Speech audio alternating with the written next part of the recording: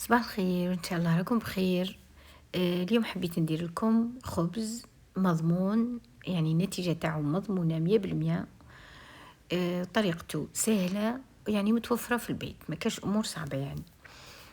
هذه كما كل يوم ندير لنا زوجة تاع الغداء، وهذا الخبز تاعنا. الخبز كما راني كاتبة 2 غرفيات تاع فرينة، مغرف خمارة، مغرف سكر، ملح على حسب الرغبة، ولا أكيد نجمعهم بالماء الفاكر. البنات شوفوا، بمجرد ما نجمعوا المكونات مع بعض ويندمجوا مع بعض، نغطوهم ونخلوهم يريحوا.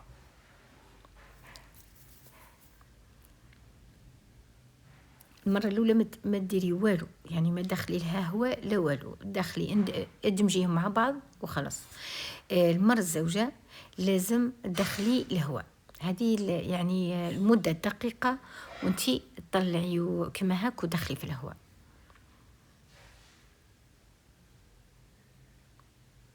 ما تزيديش فوق دقيقة واحدة.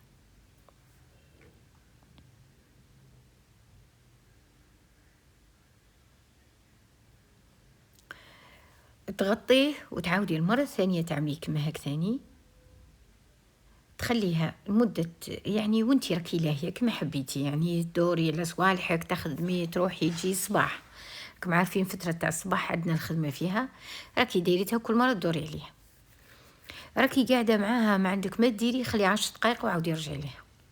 ديريها المرة الزوجة. المرة الثالثة تقسميها. انا 2 غرفيات، على كل قرفية درت خبزة، نتوما قادرين ديروهم على 4، ديروهم على 6، على 8 كما حبيتو، الحجم اللي نتوما حابينه. بعد ما درناهم ريحوا 5 دقائق، ما نزيدوش فوق 5 دقائق. رفعناهم ودرناهم على ورق الزبدة في المول تاع الفور. تحاولوا تفتحوا ترقيها شوية لأنها رايحة تطلع. دوكا تشوفوا كيفاش راني رققتها وكيفاش رايحة تطلع. البنات أنا حطيتها عند الفورني، بصح المهم تخلوها تطلع مليح. شوفوا كيفاش راها طالعة، كل ما تطلع لكش هاك ما تجيكش نفس النتيجة. دركا هاي طابت. المهم كاين واحد الفكرة البنات، كي تحطي الخبز تاعك المول تاعك في الفور، الخبزة كي تشوفيها شدت لا فورم قبل ما تعود، يعني قبل ما تحمار، خرجيها عندك بانسو وشوية ما كامل عقبيلها على السطح تاع الخبز، ولا عندك فشفشه فيه الماء ثاني بخيها بالماء، تخرج لك حمراء كما هاك.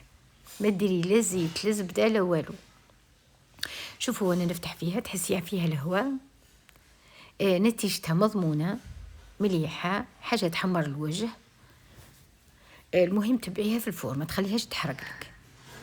زيدي عليها النار كامل الفوق والتحت وخليها طيب، وراكي قدام عينيك كل مره تشوفي حتى تعرفيها. من تشوفيها الخبز شوفي كيعود طالع مليح، وزيدي عليه النار، من يطلع خلاص يطيب، المهم يعود طالع مليح. شوفوا كيفاش خرج لي الخبز مفشفش مليح بنين. دائما ما تكثروا خمارة وتطلعوا تفزد لكم، ما تكثروا ملح وتجيكم مالحة بزيادة وتعود صامطة، ما تزيدوها في النار وتتحرق لك وتجيك طبقة ماهيش مليحة، ما تخلوها تهتركم، يعني كل شيء بالقدر يخرج مليح.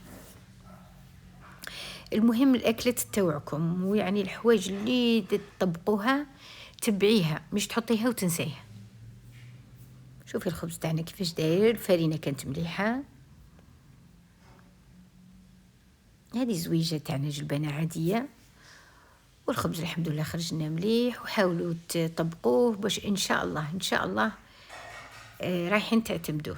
ما تنساوش البنات الاشتراك واللايك والتعليق. انا يهمني التعليقات، واللي عندها يعني أقارب أهل جيران صحابات تحاول تعطي لهم الرابط تاع القناة تاعي وتركز لهم على التعليقات، يعلقوا لي وديروا لي اشتراك. شوفوا الخبز كيفاش داير،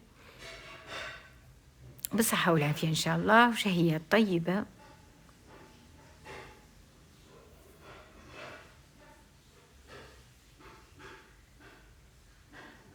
سلام.